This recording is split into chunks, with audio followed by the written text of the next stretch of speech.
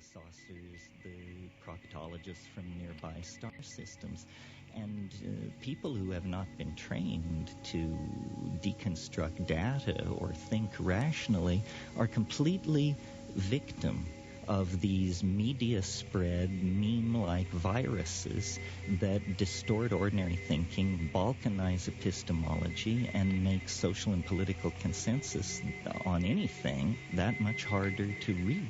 Just reminded me of Doug Rushkoff's work that we were talking about before we went on the air, and the allusion to memes.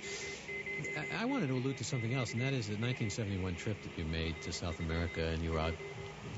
It's been written about a number of times with your brother, and your brother experienced as a result of ingesting a plant. In this podcast, I would like to discuss a figure of profound importance, perhaps one of the most intelligent and enlightened people to have lived in recent memory, Terence Mckenna.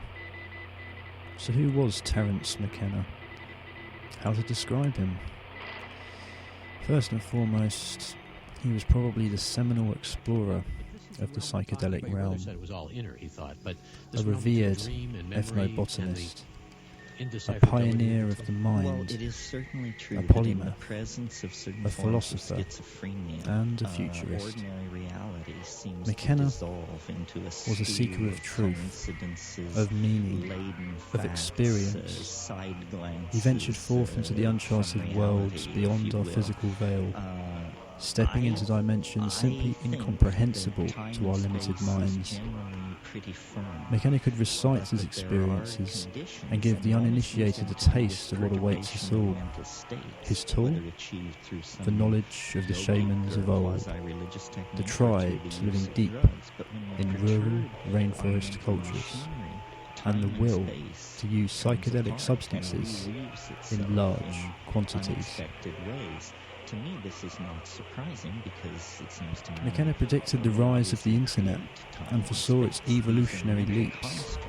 According to Mckenna, a time would come when memory is blurred and we no longer differentiate between the memories of on-screen, electron-induced phantasm and the memories we have of our own physical environments. Eventually, this breakdown of the traditional sense of history and of memory would generate a form of Jungian hive mind, where the abstract concept of virtual subspace becomes as paramount to our sense of experience and surrounding as the very houses we live in. The understanding that language is primary. Concepts like space, time, Could it be energy, that we are now entering this new phase with the advent of super smart mobile phones and social networking sites enabling a true form of hive mentality? Individuals with access to such high technology are surely now living a life beyond the reach of even the kings and emperors of old. The world is getting smaller. Information is no longer something you must seek. Instead, you access it on the fly. Traditional barriers, conceptions, and assumptions are no longer applicable in such a reality. Old questions give us old answers, flimsy and lacking in substance. Opportunities for relativism. It creates opportunities for all kinds Mckenna of dangerous considered and this sloppy thinking. an inevitability. Nevertheless, we have to go Humanity down was, that route according to because Mckenna, it is clear this being is drawn in by a deeper great understanding attractor. than what we inherited from the Human philosophies of the evolution would 19th eventually lead to the Eschaton, the final cut, the end of ends.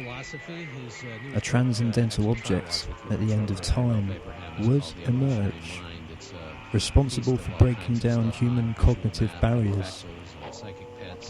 He was open to suggestions regarding the form in which such an object would take, a gadget of immense technical and philosophical implications, a new technology, or at least the rise of a new direction. And so we are left with the final question.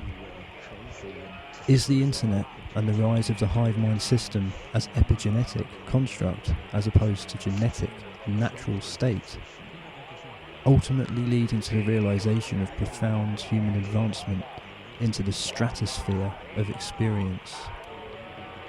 In other words, are we currently in the birth canal, about to emerge through into what McKenna considered impossible dimensions of infinite multitudes of unfathomable complexity?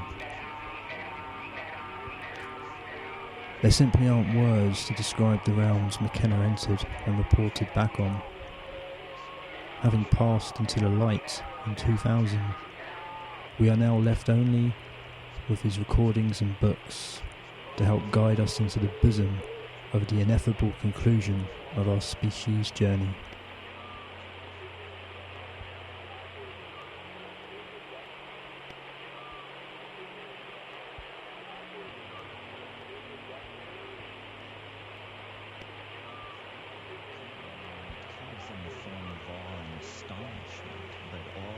Always been spoken of as an appropriate emotion in the presence of the supernatural.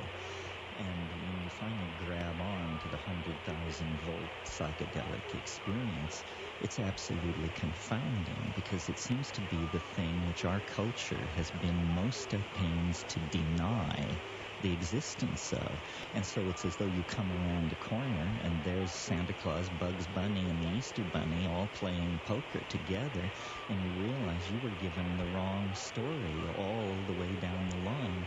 And the appropriate response to that is humility and awe and a kind of redirecting of one's energies to try and get in line with this very large reality suddenly to be revealed outside the confines of our cultural agenda or our cultural concern.